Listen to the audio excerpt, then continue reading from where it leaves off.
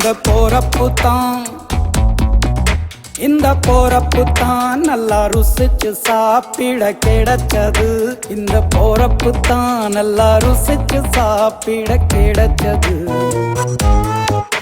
அத நினைச்சுத்தான் மனோ உலகம் முழுவதும் பருக்குது.